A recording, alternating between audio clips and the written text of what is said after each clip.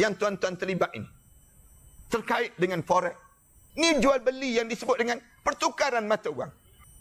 Jual beli duit ni, apa hukum dia?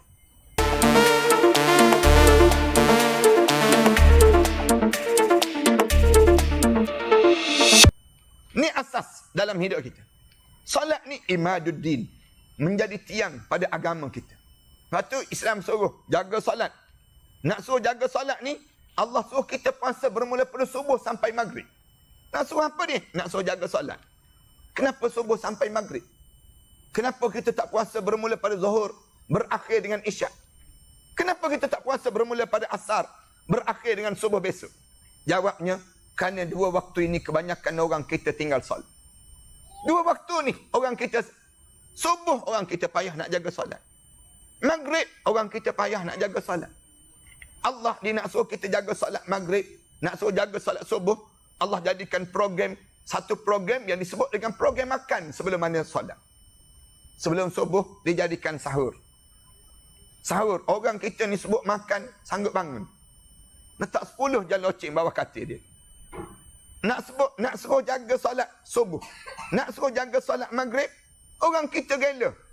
Allah jadikan program makan sekali lagi. Bila sebut makan, semua balik awal bulan Ramadan kan. Duduk meja makan. Kejap-kejap tengok jam, kejap-kejap tengok jam. Bulan yang paling kerap tengok jam, Ramadan. Ramadan ni, tunggu je kita. Lambat lagi ke maghrib itu sebut. Kita mula jadi demikian. Kenapa dia? Sebenarnya Allah nak suruh jaga solat. Solat keutamaan pada diri kita ini sendiri. Ini kena jaga dalam hidup kita. Dalam masa yang sama juga, dalam ibadah ni, yang ni dia terkait dengan harta benda yang tuan-tuan terlibat ini. Terkait dengan forex. Terlibat dalam ibadah. Rasulullah suruh jaga benda yang demikian. Rasulullah sallallahu alaihi wasallam suruh pada diri kita ni, dalam kita buat kerja, wa qul i'malu fasayarallahu amalakum. Buatlah amalan, kamu akan diperlihatkan setiap amalan yang kamu kerjakan ini di hadapan Allah nanti. Daripada sini asasnya dipanggil. Orang tanya pada kita, "Habis macam mana kita terlibat dengan forex ni? Dapat apa hukum?" Dipanggil demikian. Yang daripada sinilah alim ulama bincang. Dan dibincang panjang. Kerana persoalan yang disebut dengan halal haram ini, dia terlibat dengan masalah ibadah kita. Masalah ibadah dalam hidup kita. Saya tetap dengan yang awal dahulu. Saya sebut banyak kali di mana-mana pun, bahawa dalam persoalan sebegini, saya sebut bahawa setiap persoalan yang kita buat kerja ni, asal dia adalah harus. Semua kita buat benda ni adalah harus. Selagi mana tidak ada dalil menunjukkan ia jatuh haram. Kalaulah dia terlibat dengan benda yang haram, maka dia jatuh haram. Sebab tu, bila kalian memilih untuk terlibat dengan forex ini, kalian mulakan dengan yang saya sebut sebelum daripada ini. Dia adalah hukum, dia adalah harus hukum dia. Peringkat awal. Tetapi dia boleh berubah menjadi haram. Boleh berubah menjadi haram bila? Bila kita tak jaga nilai-nilai yang disebut dalam kita ni bermuamalah tadi. Tak jaga yang disebut dengan riba. Dalam soal riba, soal gambling, soal berjudi. Orang kita masuk dalam keadaan yang, dia dalam keadaan yang dia teka-teka. Dia tak belajar, tak baca technical analysis. Dia tak baca yang dipanggil bagaimana keadaan cuaca ekonomi dunia. Dia anggap-anggap dan dia tak boleh kira dengan tepat. Yang ni dosa hukum dia. Yang ni jangan terlibat pada diri kita ni. Tetapi kita kena pastikan. Satu saya sebut tadi, saya sebut di mana-mana pun. Belajar, jangan tak belajar. Jangan kita berjudi. Jangan kita berjudi. Berjudi haram hukum dia. Dan jangan kita terlibat dengan riba. Kalau kita boleh keluar unsur-unsur tadi, maka dia akan menjadi satu benda yang dibenarkan dalam syarak. Jual beli duit ni, apa hukum dia? Kita kena faham. Dia bukannya terlibat dengan jual beli babi, dia panggil. Tuan-tuan kena faham benda demikian. Kalau jual beli babi itu, jelas-jelas kan hukum ni. Allah larang. Ni jual beli yang disebut dengan pertukaran mata wang. Cuma timbul masalah bila terlibat dengan yang disebut dengan internet. Kerana tak khobat. Ada setengah ulama kata tak pegang. Bila barang tu tak pegang, tapi dalam keadaan bila barang ni tak pegang, macam mana kita boleh nak trade? Orang yang terlibat dengan trade, dia faham. Kita tak akan boleh trade selagi mana kita tak ada duit asas modal kita. Kalau tak ada modal, kita tak boleh nak trade. Kecuali kita boleh masuk dalam demo sajalah. Dan demo untuk banyak mana pun macam main je lah. Tapi yang sebenarnya, mesti ada duit. Bila ada duit, barulah dikira. Boleh kita trade di sudut market antarabangsa, market yang utama ini sendiri.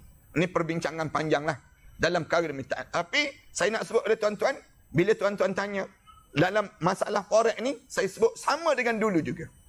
Saya sebut di mana, dalam diri kita ni pastikan kita jangan terjebak dalam perkara-perkara yang diharamkan oleh Allah. Terjebak dalam perkara yang haram oleh Allah ni apa dia? Di antaranya dalam forex ni, swap. Berlakunya swap. Bila kita, overnight, berlakunya lebihan masa, yang menyebabkan dia ada interest. Dalam keadaan demikian, diharamkan dalam Islam. Dia akan terjejas kepada ibadah kita. Itu dia kesan pada diri kita demikian. Sama juga dengan apa dia? Yang namakan dengan kita dalam keadaan kita ni gamble. Masuk dalam keadaan berjudi. Yang ni dilarang. Ni nak sebutnya, kita diajar supaya trade kita ni dengan penuh ilmu. Jangan kita dalam keadaan yang tak tahu apa-apa. Di sudut hukum dan sebagainya. Yang ni kena panggil beberapa orang alim ulama lagi terangkan kedudukan yang lebih baik pada diri kita untuk kita nak faham perjalanan yang panjang ini sendiri. Yang kedua ni kena jaga nak masuk syurga, jaga ibadah. Yang saya maksudkan, bila jaga ibadah, dia berkait semua dengan makan minum kita. Kita nak pergi buat haji, kita tak boleh pergi dengan buat daripada duit yang sumber yang haram. Kalau kita buat juga, kita boleh je pergi ke Mekah. Tapi diterima ke tak terima? Tak diterima. Sebab tu kita kena jaga dalam ibadah kita. Biar kita buat ni, betul-betul kita buat ni, buat betul-betul kita selamat daripada sumber-sumber yang menyebabkan perkara tersebut menjatuh dalam keadaan yang haram itu sendiri. Cuma tuan-tuan kena berhati-hatilah. Dalam pada diri kita ni, bila tuan-tuan terlibat dengan forex, tuan-tuan kena tahu ada sekatan-sekatan yang tidak dibenarkan oleh syarak. Kalau kita boleh lepaskan sekatan tersebut, tak ada apa pun yang dibenarkan dan kita boleh buat.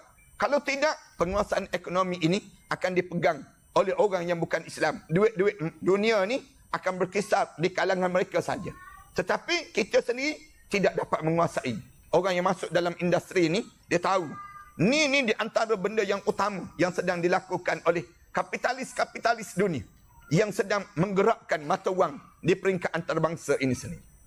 Ni cakap begini ni, kalau kita sebut sikit lagi ni, akan marahlah bank-bank dan sebagainya. Akan marahlah kerana nampak kesan daripada apabila kita sebut gitu, dia ada kesan kepada yang disebut dengan, kepada yang namakan dengan sistem perbankan dan seumpama. Kerana dia di kalangan mereka tersebut ada pemain-pemain utama yang terlibat dalam industri forex ini sendiri. Ini cerita-cerita panjang yang saya sendiri pengalaman dalam forex ini lebih kurang 12 tahun ke 13 tahun dah. Dalam saya buat kajian dan saya tengok perjalanan yang dilakukan ini, dan sepanjang saya tengok ni, yang ni kita kena jaga sungguh dalam keadaan yang sebegini. Yang ni 2-3 perkara ni saya nak pesan sangat pada setiap traders ini, jaga. Kemudian dalam masa yang sama, yang jadi masalah di kalangan traders ni apa dia? Bila dapat duit, dia lupa untuk keluar zakat. Yang ni pun penyakit juga. Lupa untuk bersedekah. Dapat duit, dia kira nak tukar kereta terus. Dia dapat duit je, ada je keuntungan, dia mula jadi greedy. Jadi tamak. Sebab tu saya nak sebut, tuan-tuan yang nak trade ni, tuan-tuan kena belajar ilmu tasawuf juga. Jangan tak belajar ilmu tasawuf. Kena belajar ilmu bagaimana kita jadi qanaah, rasa cukup. Biar ada pada diri kita ni, ilmu pada diri kita, perasaan dalam jiwa kita ni, rasa afaf, rasa segan dan malu. Biar ada pada diri kita ni perasaan, pada diri kita ni perasaan-perasaan yang boleh membentuk diri kita ni jadi manusia yang ikhlas. Saya perhati, tuan-tuan jangan cari jalan ringkas, jalan mudah dalam industri ini. Tetapi tuan-tuan kena belajar. Belajar ni satu benda yang penting sangat untuk kita dapat menguasai yang disebut dengan ekonomi peringkat dunia ini sendiri. Ini cerita yang perlu dipanjangkan lagi dalam beberapa ceramah-ceramah yang panjang, yang patutnya kita boleh faham konsep bagaimana kita nak susun sistem keuangan ini biar menjadi keuangan yang tepat dan betul pada diri kita ini sendiri. Walaupun sekalipun saya nak sebutnya, biar kita ni buat satu kerja jadi ibadah. Jangan kita buat sampai kadang-kadang orang kita ni bila dia terlampau kuat sangat dengan trik ni, dia sampai peringkat tinggal solat. Sampai dia jadi pemarah. Dia hilang kawalan diri dia. Bila tengok loss. Dah margin call ni, dah bila sampai margin call tu, dia mula jadi hilang keruan. Kadang-kadang dia tengok orang lain kecil semua dah. Yang ni yang menyebabkan dia hilang yang disebut dengan ni dalaman pada diri seorang. Saya suka nak sebut pada kita belajar ilmu tasawuf. Belajar. Di antara cara kita nak suruh jadi pemurah dalam diri kita ni, bersedekah. Kita infakkan bahagian. Bila kita dapat je yang disebut dengan bahagian yang kita dapat ini, sumber yang bersih. Kita nampak dah sumber yang bersih yang kita dapat ini. Ambil bahagian 10% untuk kerja-kerja dakwah. Kena ada bahagian untuk keluarkan zakat. Kena ada bahagian untuk kitanya buat yang disebut kebajikan agama ini sendiri. Kena ada bahagian kita demikian. Bila kita boleh buat yang tu, percayalah Allah akan tambahkan lagi kebaikan-kebaikan yang banyak. Ada orang yang istiqamah. Dah lama dah. Memang hidup dia dalam keadaan dia jaga je. Jaga je. Dalam diri dia tersebut, dia sentiasa follow apa yang kita pesan. Apa yang kita sebut. Sedekah, infak dia buat. Menjadi sumber dalam hidup dia dengan cara yang baik. Berpuluh tahun dia dalam keadaan trade ini sendiri. Tapi ada orang yang dia jenis tamak. Ramai dalam industri ini tamak. Bila tamak, habis terus. Bila tamak, dia jadi pemarah lepas peristiwa. Dia akan timbul perasaan-perasaan dalaman yang tak sesuai dalam diri dia. Yang ini menyebabkan kerosakan yang berpanjangan di kalangan kita. Nak masuk syurga, jaga ibadah kita pada Allah SWT. Dan yang akhir sekali, tolong jaga akhlak di kalangan kita. Supaya kita ni termasuk di kalangan ahli-ahli syurga. Dan kita masuk di kalangan orang-orang yang terbaik di sisi Allah SWT.